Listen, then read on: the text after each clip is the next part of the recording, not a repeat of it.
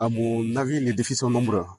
C'est d'abord le plus grand défi et le plus actuel aujourd'hui, c'est le défi de la souveraineté alimentaire.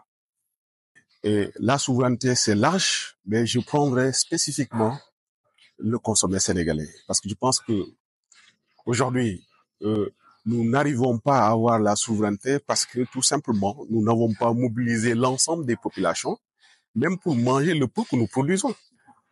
Et ensuite, augmenter cette production-là. Donc ça, je pense que c'est le défi majeur, mais un défi pour lequel le relevé ne pose pas de grosses difficultés si aujourd'hui, il y a à la fois la volonté politique et aussi une adhésion des populations. Volonté politique, c'est l'État qui met les moyens là où il faut, qui fait les réformes qu'il faut, parce qu'il faut beaucoup de réformes. Ensuite, la mobilisation des populations, c'est aussi l'État à faire pour que, effectivement, cette population soit mobilisable et mobilisée.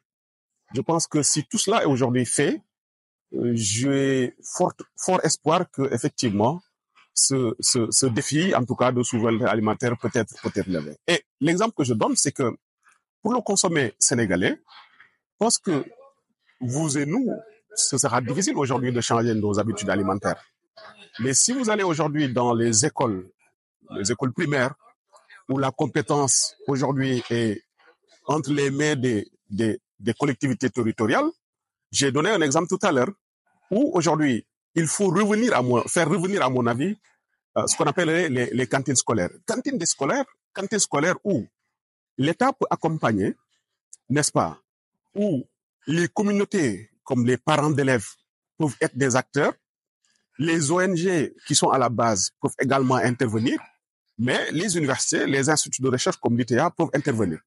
Alors, les unités de transformation aussi, parce qu'on parle d'industrialisation endogène, toutes ces unités aujourd'hui qui sont au niveau territorial, qui souvent produisent mais qui n'ont pas de marché, on pourrait les lier à ces cantines scolaires-là, où les communautés, c'est-à-dire l'association des parents d'élèves, qui aujourd'hui peut mobiliser l'ensemble des parents d'élèves, où chaque parent peut avoir une petite cotisation qu'il met à la disposition de son enfant, que la mairie ou la collectivité territoriale qui a une responsabilité, aussi peut cotiser.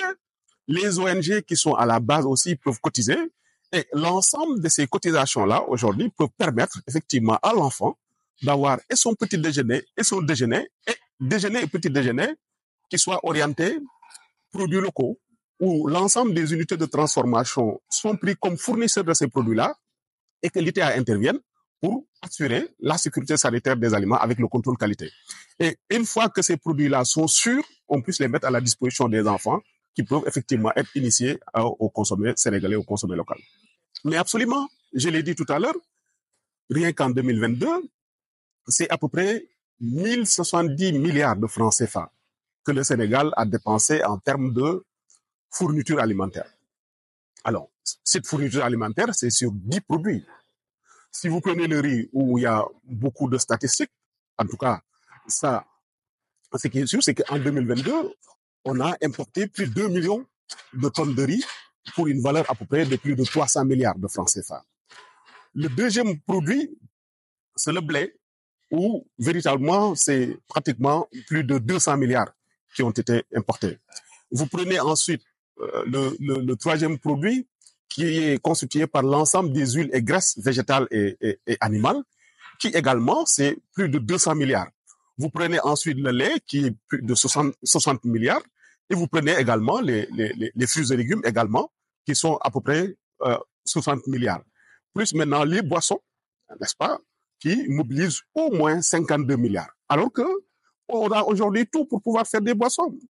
Donc, pourquoi continuer à importer? Donc, c'est dire tout simplement que tous ces produits que nous importons, nous avons les potentialités aujourd'hui pour faire ce qu'on appelle donc import-substitution. Donc, développer la production aujourd'hui, valoriser cette production-là aujourd'hui pour minimiser les pertes post-récolte et transformer les produits aussi pour les adapter par rapport au vouloir des consommateurs. Je pense que si tout cela est fait, véritablement aujourd'hui, on peut relever donc ce grand défi-là. À ce niveau, il faut, moi, j'annexe d'abord les enseignants qui les encadrent. Ensuite, l'étudiant lui-même. Parce que pour moi, si vous dites que vous avez une solution, et ensuite vous cherchez à qui donner votre solution, ça veut dire que le problème n'a pas été bien identifié. Et ces problèmes, c'est pas tes problèmes à toi, c'est les problèmes de ceux-là à qui tu vas offrir la solution.